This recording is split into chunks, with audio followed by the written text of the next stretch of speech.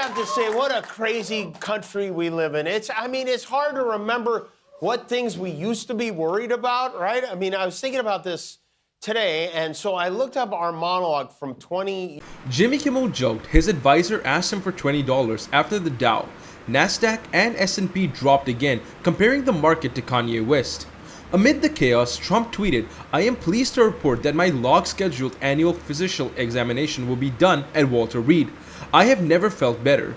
Kimmel noted the irony, mocking Trump's history of exaggerated health claims. He recalled Dr. Harold Bernstein calling Trump the healthiest individual ever elected and noted he's now dead.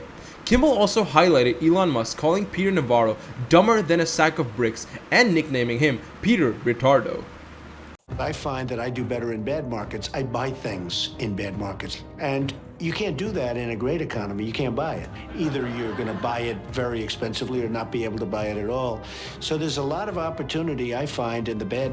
Jimmy Kimmel called the economy a Chernobyl of opportunity, sarcastically adding that our stable genius claims there's a lot of good economic news too. I said we're going to try and get groceries down, right? An old-fashioned term, but a beautiful term. Eggs are down now 79%, and they're all over the place. We have groceries, meaning food is down. We have everything is down at levels that nobody ever thought possible. So call them groceries, but that's down, energy's down, and interest rates are down. Jimmy Kimmel noted that the stock market, 401ks, and morals are all down, joking that what goes down must go down more. He pointed out that Trump claims about egg prices aren't entirely true. While eggs dropped slightly from $20 a dozen, overall food prices are still up. Kimmel mocked Trump's decision to impose tariffs on 86 countries, including a nearly uninhabited island of penguins, while oddly leaving Russia off the list. The reason we're not talking about tariffs with Russia is because we're not doing business essentially with Russia, because they're... Kimmel mocked Trump for excluding Russia from his tariffs, joking, "Keep those bombs coming or it's tariff city for you." He pointed out that Trump thinks Russia's at war but Ukraine isn't. Meanwhile, Ukraine's President Zelensky said there's been no response from the US after Putin ignored Trump's peace plan. Kimmel quipped, "We're busy destroying our own country right now." Trump plans an 84% tariff on China, totaling 104%. Kimmel joked, "Not enough? Make it 104%. China called the tariffs a mistake on top of a mistake, and Kimmel added, "How about we fight to the middle and then stop?" He ended by mocking Fox News for spinning the tariffs as a win. He is staring them down Clint Eastwood style, right, in order to get the maximum deal possible, knowing that China is the main focus, but he's gotten the world's attention to reconfigure trade. Everybody's paying attention now. Jimmy Kimmel pointed out that just because someone waves the full diaper over their head, it doesn't make it positive. He slammed Fox for pretending Trump's actions are good, saying they're terrified of him and worried about losing viewers to Newsmax. Kimmel then shared a montage showing the difference between reality and what Fox is reporting about the world this week. The U.S. stock market's in a free fall. When you zoom out and maybe look at like a 5-year chart, the market is still pretty high. This was a mini crash. I prefer to call it a collapse rather than a crash. That's a very emotive word. Trump's tariffs are having an absolutely devastating impact on the markets. The market goes up, the market goes down. It always has, it likely always will. Market meltdown raging on this Monday morning. For all those people having a panic attack, don't look for the next few weeks. We are witnessing one of the fastest market plunges ever faced by a new president. The market suffered from some side effects of taking tariff medicine. No, it's a bloodbath. Everything's going to be okay. A new survey shows that 1 in 50 men actually thinks that they can outrun a horse. Jimmy Kimmel roasted Ted Cruz, calling him Sweaty Teddy and blaming him for a string of Texas sports misfortunes. He joked that Cruz's presence at the NCAA basketball game likely cursed Houston and Florida made an unexpected comeback. Kimmel pointed out that Cruz was also at the college football playoffs when Texas teams lost and in other Texas sport disappointments. He noted the petition to change.org asking Cruz to stay away from games and concluded with a call for Cruz to lay low in Cancun until the backlash blows over.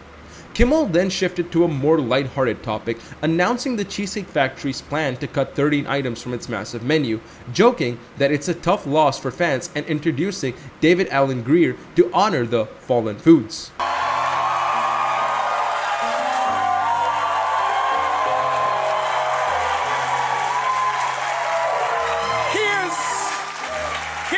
menu items that are gone, but will never. Now goodbye, loaded mashed potato, taco Doritos, and eggs. We built, but those are we have lost, but we still fare well, and we'll have to make. It's too big. The menu's too big. Thank you. That's all for today. Tariffs are up, stocks are down. Ted Cruz is still ruining sports, and somewhere Trump thinks penguins are the real threat. China announced this morning that from next week they will be imposing 34% tariffs on all US goods from April. China has struck back hard against Trump's tariffs, and the global economy is feeling the heat. With recession fears mounting and the markets in turmoil, could this trade war push us over the edge? Let's break down how China's retaliation is shaking up the financial world. China has made a bold move in the ongoing trade war with the US, retaliating against Donald Trump's tariffs by imposing a 34% additional levy on all US goods. This action has already triggered a massive sell-off in global stock markets, raising fears of a global recession. Analysts estimate that nearly $5 trillion in market value has been wiped out since Trump's announcement.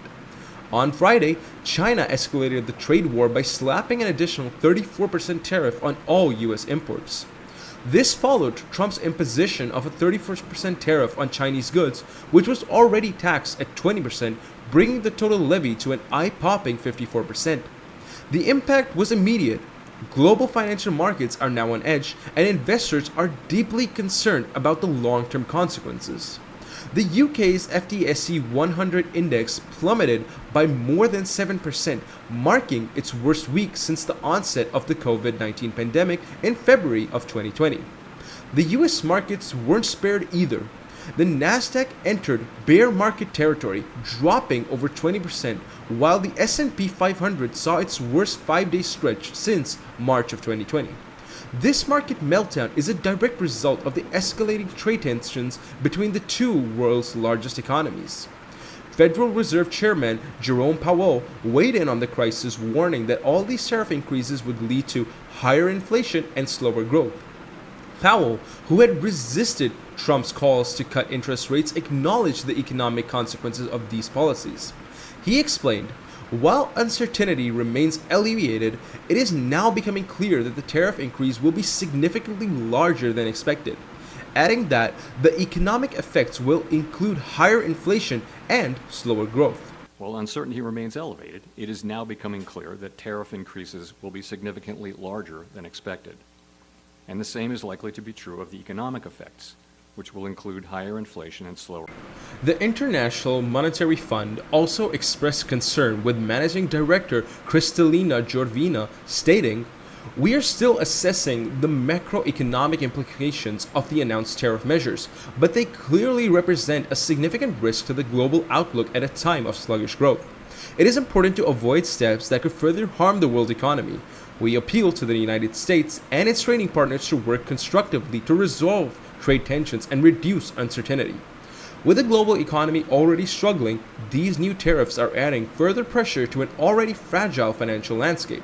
Trump's response to China's retaliation was swift and defiant. On his social media platform, Truth Social, he declared, "China played it wrong. They panicked, the one thing they cannot afford to do." His tone suggests he believes China's move could backfire, but many experts are questioning whether his aggressive stance is helping or harming the global economy. The fallout from these escalating tariffs is not limited to stock markets. Oil prices have dropped sharply, with Brent crude falling by 7% as experts reassess their growth projections. The global economic outlook is becoming more uncertain by the day, and financial markets are responding with increasingly volatility. In the UK, the government is negotiating with Washington in hopes of reducing the 10% tariff on British exports. However, some economists believe the impact of these tariffs on the UK's GDP will be modest. James Smith of ING noted that the overall hit from these tariffs on Britain's GDP is perhaps only 0.2% or so. While the UK may escape relatively unscathed, global economies are facing a much larger challenge. The possibilities of a global recession is now more likely than ever. Analysts have raised their predictions of a recession, with some now estimating a 60% chance of it occurring by the end of the year. As global markets continue to suffer, experts are questioning whether the economic damage from this trade war will be temporary or long-lasting. As China and the US continue their tit-for-tat tariff war, the global economy is on a precarious path. With fears of inflation, slower growth, and a potential recession, markets are on the edge and the economic future remains uncertain. Trump may claim victory, but the effects of his policies are still unfolding.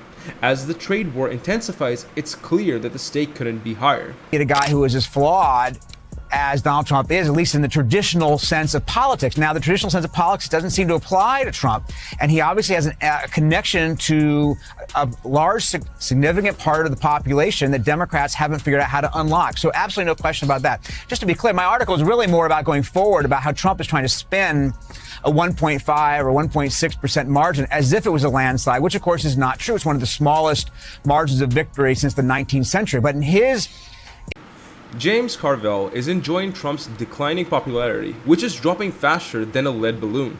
Carville joked that Trump's approval is aging like milk, as each indictment and outburst makes voters realize Trumpism is all bad. The real question, how long can he go? I don't know anything about it. I'm not a big fan of The Atlantic. To me, it's a magazine that's going out of business. I think it's not much of a magazine, but I know nothing about it. You're saying that they had what? They were using Signal to coordinate on sensitive materials and Having to do with what? Having to do with what? What were they talking about? With the Houthis. The Houthis? You mean the attack on the Houthis? Right.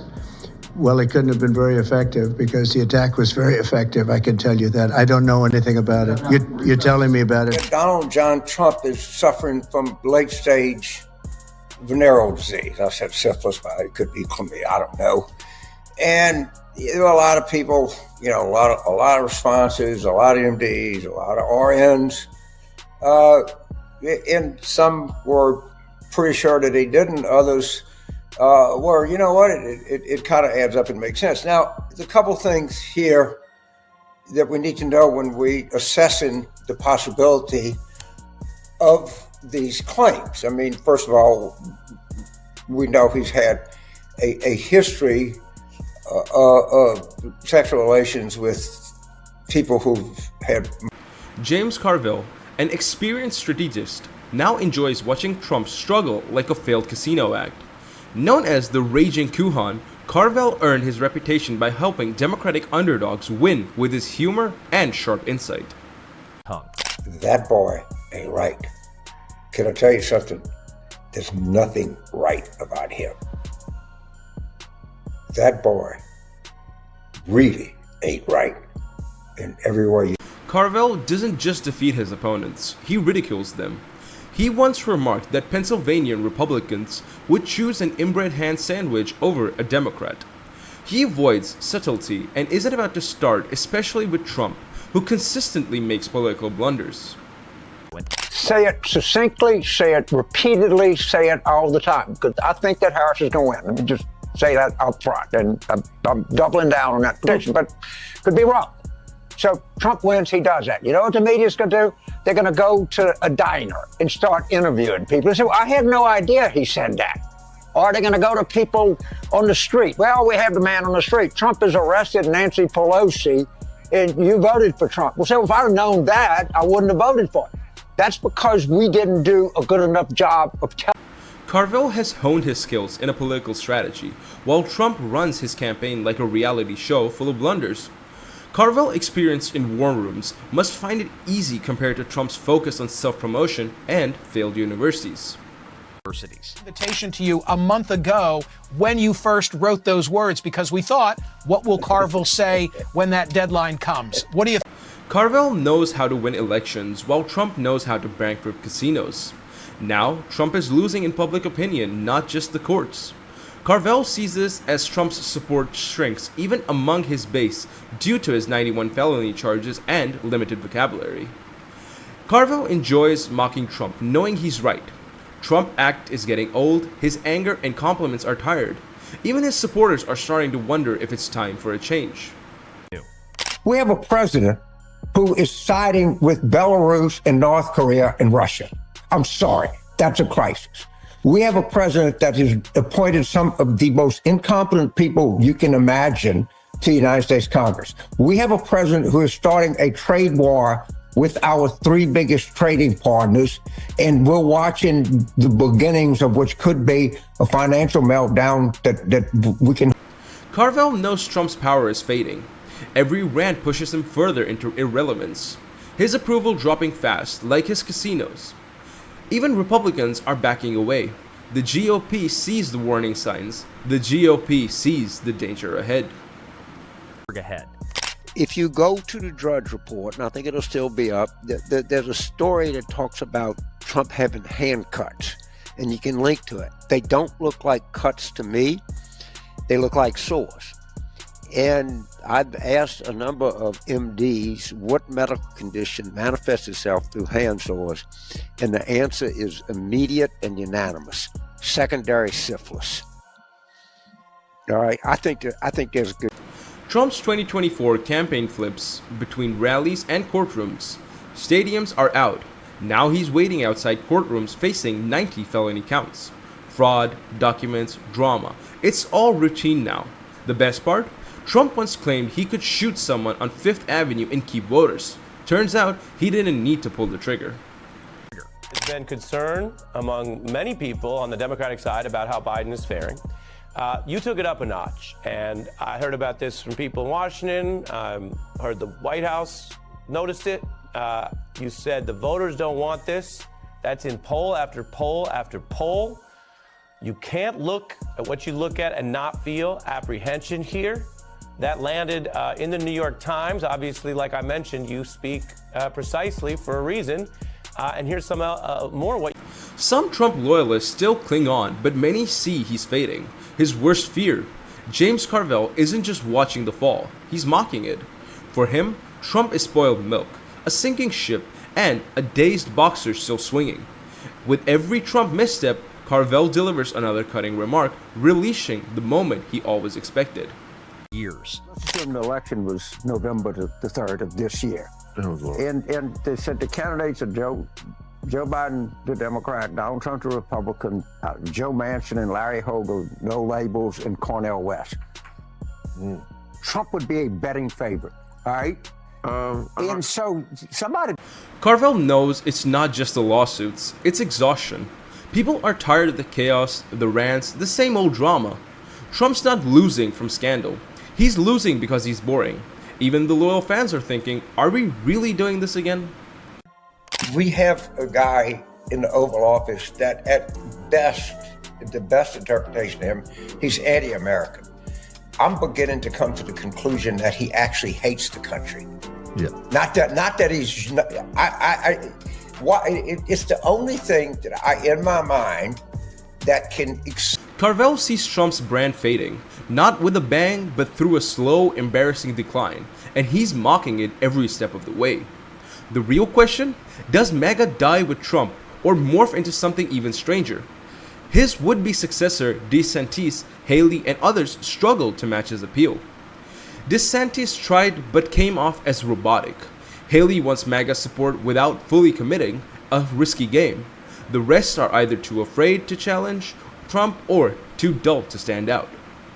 And I think she's got this piece of barbed wire and is sticking it right up his fat fucking ass. Yeah, that's right. You think about this. Going in and out. And he's begging, oh, please, Melania. And she said, you know what you did to me with Stormy Daniels? Do you know what you've done to me with all your vulgar talk? Do you know what you've done to me the way you pay no attention to a child? You have any idea of what I think about you? And then... Carville calls it a gift. Trump's decline is pure theater.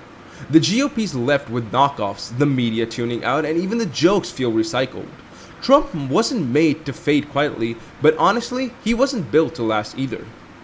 Last crisis, you have a chance to build it up. And by the way, this is a war that's not going to be culminated in the short. The first major battle is going to be the first Tuesday in November of 2026.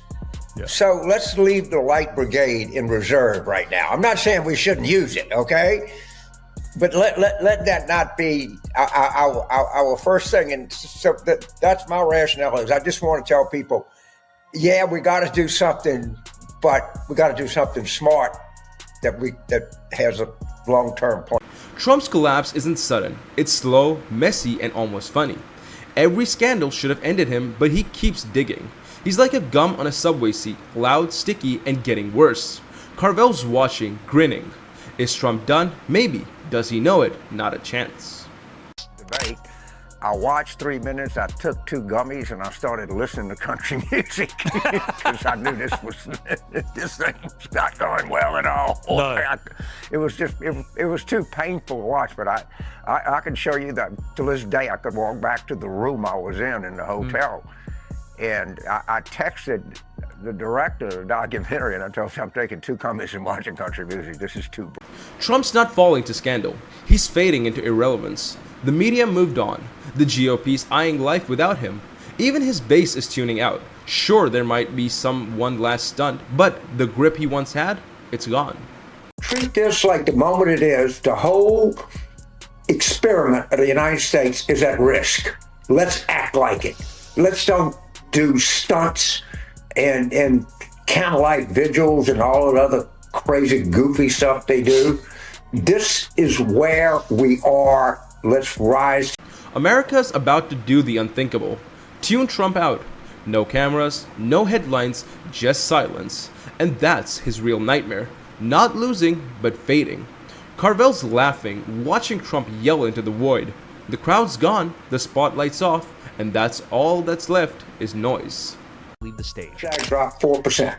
Elon Musk went on Larry Kudlow's show and said we ought to either cut or eliminate Social Security, Medicare, and Medicaid. How do you get in front of that? All right? There's no way to do that. So my point is, do you want to go there and bang canes at the State of the Union or flash auction signs? Or do you want to have a dignified and determined response to the absolute threat this poses to the United States? Carville's final prediction? Trump won't crash out, he'll fade. The show's over, lights off, seats empty, and Carville? He's laughing, watching Trump perform for an audience that's already gone. So yes, they're handicapped. So I will not laugh at them or with them. It's a very strange example. I mean, it's not an example because there's never been anything quite like it, but Trump has more in common with David Brent than he has JFK. You know, he's a man who wants to be loved, who wants to be famous. You know, he was the host of The Apprentice. Yeah. You know, and he's clearly more ruthless than David Brent. And I think that's the difference. That's a big difference. It's just harder. It's harder to have sympathy with him, I think. Nobody's safe when Ricky Gervais grabs the mic, especially not Donald Trump. With a smirk and a drink, he unleashed a brutal roast that scorched harder than a Florida summer at Mar-a-Lago.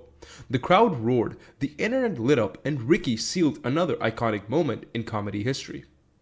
What's happened is, when you've had privilege so long, equality feels like oppression. They're basically saying, some people want some of our equality. Yes. Well, of course they do. Yes. That's it. Damn them, damn their eyes. And one of them ended up president. That's the ultimate offence.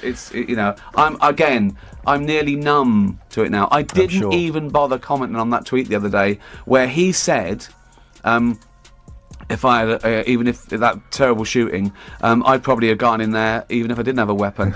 That's not a 10-year-old says. I could beat up a lion. I could fight a lion if I had to. It's funny because when I first heard Trump was running, I thought it was a bit of a joke, but now it's getting serious. So I don't know whether to laugh or not, and I don't know whether I want him to get in just to see what happens or to nip it in the bud. But it's fascinating from an outsider's point of view. That it's about fame again. He's going to get in because he's famous, in a way. You know, he's playing that card, and this film's about that. My wife plays that character who thinks the world owes her a living, who wants all these things just because she wants them. You know, and we're meant to, you know, it's odd. It's odd that you've got a future president bragging about how rich. The moment Ricky hit the stage, the energy snapped. This wasn't your usual polite applause for some billionaire or politician playing it safe. This was the kind of tension that builds up when someone's about to speak raw, undefined truth. He smirked, said it all. No pandering, no sugarcoating, and absolutely no passes for a certain former president. Eva Longoria and America Ferrera aren't just beautiful, talented actresses. They're also two people who your future president, Donald Trump, can't wait to deport. Ricky turned calling out hypocrisy into a sport, craving through celebrity nonsense like a master chef filleting a fish. Nobody was spared. Not actors crying about climate changes before boarding private jets, and definitely not politicians preaching about the working class from their golden towers. You have a reality star who's running for president. You have a plan for Donald Trump, though, what America should do. Well, first of all, I can't get enough of him. I started off thinking it was quite funny, and then it got a bit serious. And now I don't know whether to want him to get in for the fun of it or not. Yeah. I mean, I can say that I don't live here, so sorry about that, but I think it would be... But I love him. I just want to see a channel 24/7, just him talking, because it's amazing. Amazing. I love it. He doesn't mean to be funny. That's the beauty of it. But I think, what if we just told him he got in? Okay. And... okay. Yeah. So he gets up every day, right, and he does a little address, and we go, yeah, it's brilliant, I'm the president, and they're all... When Ricky locked onto the topic, everyone anticipated, the room lit up. It wasn't if he'd go after Trump, but how hard he'd hit. With endless material and his signature deep pan delivery, the crowd knew it could be legendary, just like his Golden Globes takedowns. I am woke now, and I can prove it. Here you go. I love illegal immigrants. Yeah, sue me now. Sometimes I go down to Dover for the day, right, and I look out, right, and look for a boat, and I see a dinghy with about 60 of them, and I go over here, like, right, and I pull them into shore, and I go, women and children first. They go, there are no women and children. Just you lads, is it? Just, come on, lads. Come on, lads. Ricky took aim at the biggest, most tantrum-prone target yet, Trump. An attention addict obsessed with loyalty and allergic to criticism was about to get roasted. No warm-up, no mercy. Just sarcasm, receipts, and pure precision. It was political comedy Christmas, and Ricky unwrapped every punchline with a grin.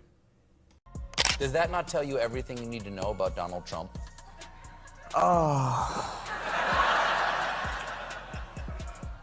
I wasn't political till about 6 months ago. I wasn't interested in politics. Yeah. But now I'm just fascinated. Let's not talk about him, though. That's fine. Let's talk about you. You're more interesting. I'm not. It's just...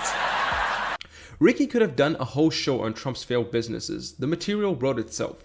Steaks, airlines, and a fake university, all branded disasters. Yet Trump still started like a business genius, surrounded by yes men. Ricky didn't just have to try. One jab, how do you go bankrupt running a casino, and the crowd exploded. While others tiptoed around Trump, Ricky ran straight through the fire. No fear, no filter, and that's what stung the most. Ricky was everything Trump wanted to be, untouchable and brutally honest. Crazy right now in the States. It's so divided.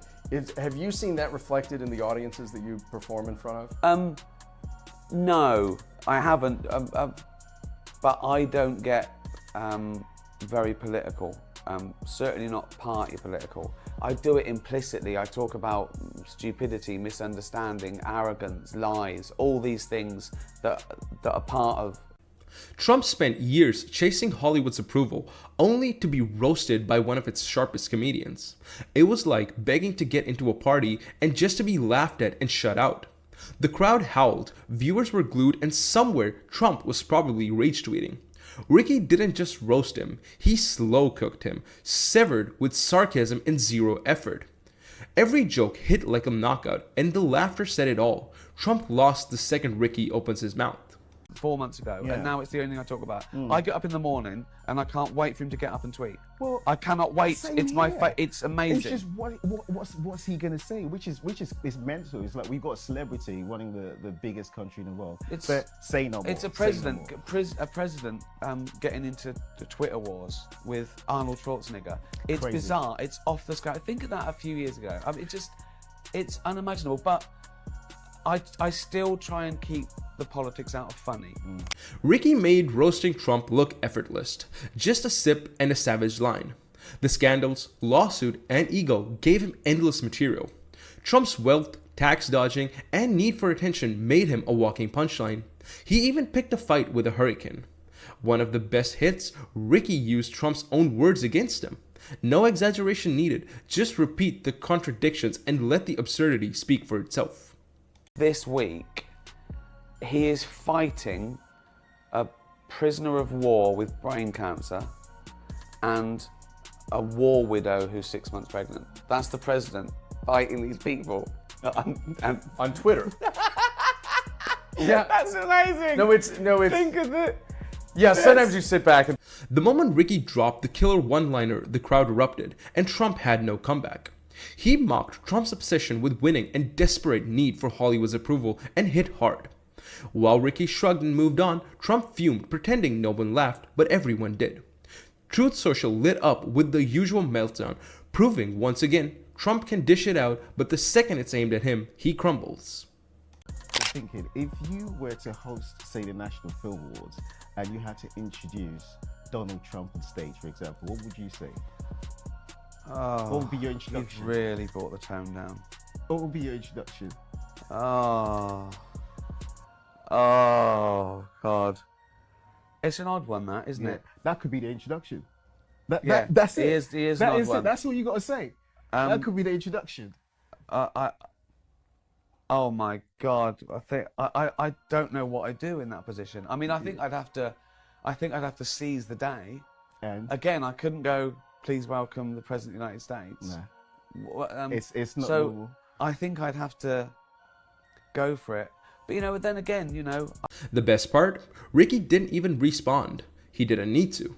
Trump's meltdown proved the joke hit home. The internet lit up with memes, late night hosts replayed the burns, and celebrities piled on. Social media became a comedy war zone, and Trump was the only one not laughing. In an age of spin, satire hits harder than ever. Ricky's roast worked because it wasn't just funny, it was true. He had nothing to lose, no agenda, just the freedom to say what everyone's thinking. And when the whole room laughs and nods, that's truth hitting its mark. I think he's got that childlike narcissism that he sort of, if he says it, it sort of might be true. But Yeah. I think there's a bit of troll about him. And there's no one in his life to tell him that he's being a wazzock. He's never had to does that? do or achieve anything in his life. This is a man who's, people fell for him because he was a good businessman. Well, actually, Supposedly. someone looked at it, right, and they worked out that if he'd have just put his acquired, inherited wealth on the top 50 stocks, he'd be $6 billion richer than he is. So he's effectively lost money over his... Trump wants celebrity status but can't handle the spotlight. He keeps picking fights with comedians who are built to shred egos, and he always loses. You can spin facts, but there's no defense when the room's laughing at you. He can't resist jumping in even when he's already losing. The only question is how badly he'll fumble the response, maybe with a rant about woke Hollywood elites, missing that Ricky roasts everyone, not just him. Politics till the last sort of couple of years, and now I can't wait for him to wake up and tweet. George Conway obliterated Trump live on air with calm precision, dismantling his lies and lawsuits without raising his voice. Trump, expecting the usual, left looking like a broken wind-up toy, unable to adjust before Conway's surgical takedown. I was offered the job of head of the civil division of the Department of Justice, and I filled out all the forms. They ran my background check, and I was interviewing people who were going to work underneath me. I was sort of far along there, and then I just started having this queasy feeling like I don't really want to work in this administration, because what I saw. George Conway, a legal powerhouse, delivered a verbal smackdown so sharp it left Trump embarrassed. A Supreme Court winner in Morrison versus National Australia Bank, Conway was even considered for the top DOJ roles. And as Kellyanne Conway's husband, he truly keeps his enemies close. So here's the rub. He doesn't think there's anybody else in the world other than him. Right. Because he is the world's ultimate narcissist. So in his universe, he is the only person, and he is certainly the only person that matters. We don't really exist. We are just sort of objects. On the broadcast, Conway dives into Trump's failures, highlighting his talent for turning golden opportunities into disappointments. It's as if Trump has reversed Midas touch, turning everything into material for late-night comedy sketch. I think everybody overthinks this guy. There's no strategy. There is no thought. And the brand is just him. He lives in this world where there's just him. Okay? But it's not just him, George. It's a hell of a lot of people out there who've gotten sucked up into this thing and that are perpetuating I agree with that brand. I'm talking about in his mind. Okay. None of us matter. Those people don't matter. They're not real people. He doesn't care what happens to them. If they show him adulation and they do what his bidding, that's good. If they don't do his bidding, he will destroy them. He will discard them. None of us, in his mind, okay, he's someone as a man with no empathy, a man with no conscience. Conway highlights Trump's business ventures as reality TV disasters, from failing casinos to a disappointing university. His business history is a how not to guide with stakes vodka and airlines that crashed and burned. Therefore, he can violate no laws because he is the law. He interprets the law. And not only that, according to Napoleon, apparently that is allegedly a quote from Napoleon, translated from the French, which obviously he does not speak. He is saving the country, and therefore, from Sleepy Joe, who was out there just running amok over everything because he was so energetic. And he is saving the country, therefore he can violate no laws, which is convenient because he is the one who gets to decide whether he's violating any laws. So he's already decided it. We don't need a legal system. We don't need a constitution. It's done. Life is very easy in the world. Conway critiques Trump's political mishaps, likening his leadership to a bull in China shop. Trump's foreign policy, full of grand promises but shaky foundations, and his friendship with the dictators alienated allies and turned the geopolitical stage into a chaotic, unsettling soap opera. You don't want to diagnose him, but I think if you look at the diagnostic criteria for narcissistic personality disorder and antisocial personality disorder, he fits every single one of them. It's like the criteria were made to describe him. And I think what we saw with this tweet yesterday is that last final collapse of Donald Trump's mental state. You think about it. Those were like 50, 60, 70,000 people in the aggregate in five rallies in different states. That's loopier than saying that the moon landings were staged, because there were tens of thousands of people were there. To think that is crazy, and to try to sell it to people is just as crazy. He's done. His brain is fried. Conway critiques Trump's estranged relationship with the truth, pointing out how his speeches and tweets often sent fact-checkers into overdrive. When addressing Trump's handling of COVID-19, Conway highlights his focus on politics over results, with dangerous suggestions like the disinfectant comments. He also takes aim at Trump's post-presidency antics, depicting him as a reality star clinging to relevance, more concerned with legacy than democratic policies. Lying, intimidating, bullying, that's Donald Trump at his worst, and that's Donald Trump always. And he's always going to find the one thing that he can do if there's a list of things that he cannot do and that he doesn't think he can get away with. And he has no complaint. Conway's takedown is laced with sardonic amusement, highlighting Trump's arrogance and incompetence with precise, litigator-like language. His commentary leaves the public reflecting on Trump's bizarre saga, full of contradictions and controversy, urging viewers to consider the consequences of blending reality with reality TV. That it will stop him or deter him? Is there any reason why this would impact him actually running? No. So legally, no. Legally, no. He can run. He could be incarcerated, and he could still run for president. And if he were elected, I think the better legal argument under the Constitution, under Article 1, would be that they'd have to spring him. But I don't think he's going to get elected. But I do think he is going to run. I think he's going to make a big issue out of his legal troubles to say that he is persecuted. He's going to say they're persecuting me. He's already said it because they want to persecute you. And he's going to say, and if the violence erupts, he's going to say, it wasn't my fault. As the broadcast ends, Trump, likely at Mar-a-Lago, fumes drafting a tweet about a takedown he never saw coming.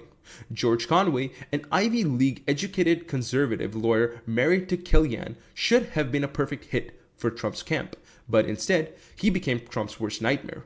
A brilliant, no-nonsense legal mind, Conway tore through Trump's defense. While Trump focused on insults, Conway stacked legal wins, earning a reputation as one of the sharpest conservative minds. Help himself but emotionally react to things. But one of the things that he's a narcissistic sociopath. That's the thing everyone has to kind of get used to. It's the reason why you cannot normalize him. You cannot treat him like a normal human being because Trump thought he had a loyal ally in George Conway back in 2017, even considering him for roles in Department of Justice. But by 2018, Conway had had enough of Trump's chaos. While Kellyanne defended him on TV, George took to Twitter and op-eds using his legal expertise to tear down Trump's administration. Then came the Lincoln Project, co-founded by Conway to sabotage Trump's re-election with relentless strategic attacks that drove Trump mad. What we're seeing now is, as you put it, an implosion. And this, I believe, is what ultimately was always going to happen, the final implosion of Donald Trump. I mean, it's like Hitler, when Hitler was moving around divisions that didn't exist in the last 10 days of the war in the Führer bunker. I mean, he has completely lost it. This post is beyond question delusional, but it was also inevitable, because what's happening here is he realizes he's under more pressure than ever, because he's not just running for the presidency, he's running for his freedom. He's going to go to jail if he does not win the presidency. And he can see that now. And that's why he's doubling down on the unreality. It's partly for self-soothing. Partly it's just because he can't help it. He's a pathological liar, being a sociopath. And what we're watching is I mean, we're going to make fun of it because it helps provoke him into self-destruction, which is what the country needs. But it's actually very... Picture Trump watching Lincoln Project ads, exposing his failures, realizing the mastermind is George Conway, married to one of his closest aides. Conway didn't back down. Using his deep understanding of Trump's narcissism to dismantle the myth of his success, he calmly highlighted Trump's bankruptcies and legal troubles, letting Trump actions speak for themselves. And all of this while married to Kellyanne, living in a political soap opera that became a national metaphor for Trump era. The White House counsel who handled, in the Trump administration, handled the Mueller investigation, went basically on a national television the other day and said, Trump's going to go to jail for this. And he should, and he will, because the obstruction case is just so strong. You think so? Do you agree with George Conway? What an irrelevant guy. I mean, I don't even want to address him. I don't see what the basis for his knowledge is. He's just a fluff. You know, he's somebody that goes on Twitter and just talks a lot, but has... George Conway's live TV takedown of Trump was a public betrayal that hit harder than any political rival's critique. As a conservative, Conway's attacks on Trump dismantling of law and order was personal. Trump responded with childish social media rants and insults, but Conway remained calm and relentless, dismantling Trump's illusions with every sharp remark. Definitive, if there was any question about the Republican Party, what it is and what it means at this moment. It's a cult. I mean, that's the only way you can describe it. And everyone has, I mean, it consists of basically two groups of people, mostly. Some people who have basically completely lost it. You know, the people we see in the House of Representatives. And then there are people who are basically... Conway doesn't have to search hard for Trump's disasters. They're everywhere. First, there's the hush money scandal, where Trump tried to cover up payments to silence adult film stars only to make things worse. Conway highlights how a real leader handles situations like Charlottesville, unlike Trump's vague response to white supremacists. Then the Mueller investigation, where Trump's obstruction turned a crisis into a constitutional nightmare. I want to go through another, I'll call it interesting, political story with you. There's an online video from a group whose members include George Conway. Trump built his empire by burning bridges. Michael Cohen, his former fixer, was thrown under the bus and quickly flipped, exposing Trump's shady deals. Loyalty was demanded but never returned. John Bolton, once hailed as a strongman, was ousted and publicly thrashed when he didn't back Trump's foreign policy. Bolton responded with a best-selling book revealing the chaos behind the scenes. He's right. You're dealing with somebody who's lying constantly. You can't spend all your time fact-checking.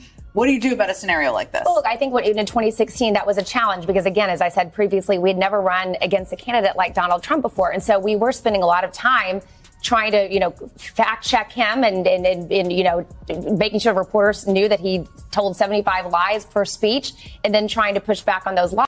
The pattern is clear.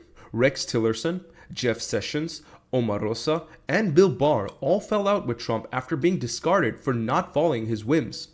Kellyanne Conway, once the loyal defender, lost her husband's support as George Conway watched Trump violate legal norms and disgrace the Constitution. Trump didn't just lose Conway's backing, he gave him a platform to speak out. And Donald Trump doesn't care about any of that. He only cares about whether a particular crisis can be used to manipulate manipulate the public. And that's why he's willing. Conway's call-out highlights Trump's self-destructive behavior. He had the chance to surround himself with capable people, but chose enablers, turning anyone with integrity into an enemy. Instead of just alienating people, he gave them the ammunition to bring him down. Each time, he reacts the same, flailing, attacking, and digging deeper. Conway didn't create his scandals. He simply reflected them, and Trump predictably destroyed the mirror. Trump's legacy is one of discarded allies, each leaving with increasingly damaging stories. Conway just pieced it all together and made into a self-disaster. Their father was not there to cheer his sons on. Donald Trump not showing up to watch his kids testify in a fraud trial is the Trump family version of not showing up for their school play. Don Jr. went first today and took a page from Dad's book of gripes. Before even having a day in court, I'm apparently guilty of fraud for relying on my accountant to do, wait for it, accounting. Here's the thing. Never wait for anyone who says, wait for it. Just leave immediately. You go, wait for it. No, I'm not waiting for it. And go. Trump is a walking joke, always setting himself up for failure. Stewart didn't have to look far. Trump provided all the material. Each time Trump doubles down or lies or throws a tantrum, he tightens the noose. Stewart's takedowns exposes Trump's inflated ego, showing that the emperor isn't just naked, he's streaking. Amazing night in Miami with my father, just electric. The MAGA movement is alive with my father. The reception we received with my father, Dana White said it was the most incredible cheer with my father of someone walking into the arena in his history of doing it. An insanely awesome evening with my father. Jimmy Kimmel's smirk says it all. Trump and his family are a goldmine of punchlines. Kimmel effortlessly turns their blunders into primetime comedy. Trump whines, Don Jr. fumbles like a glitchy AI, and Eric just exists. And what is your job exactly? I mean, seriously, besides yelling at your laptop, what is it that you do for a living? What do you write on your tax return, son? Donald Trump Jr. is the only guy in America who claims himself as a dependent. Fox News. Give me a personal read, if you don't mind, Eric, what you want the audience to understand about how your father processed what happened to him and what he communicated to your kids about what they saw and how it affected him. Yeah, well, he called me from the hospital. I think that was the first phone call that he made, and obviously let me know he was okay. And it was a kick to the stomach, just to say the least. When you're seeing that, I mean, Chris, you didn't know. Obviously, you saw blood coming out of his face, but you heard multiple shots. You didn't know if he took shots to the torso. You didn't know where else he was hit. You didn't know if any of those agents. Kimmel's on fire, roasting the Trump sons. They've inherited their father's confidence, but not his finesse. First up is Don Jr., the self-proclaimed political philosopher of Instagram, whose shaky videos make him look like either jet-lagged or like he lost a battle with a Red Bull can. The day Donald Trump's sons took the stand in the $250 million fraud case against their family business today. There they are, the Stinklevoss twins, rolling into the courthouse, looking pretty cool. I haven't seen a more likable set of brothers on trial since the Menendez boys. I don't know about you. It's quite a day, and say what you want about these guys. The camera loves. Kimmel mocks Don Jr. for trying to sound tough online, using buzzwords like rhinos and woke, but coming off like a guy returning a used mattress. Then there's Eric, sweet, bewildered Eric, with the charisma of a breadstick and the IQ of a decorative pillow. Just saying his name cracks up the audience.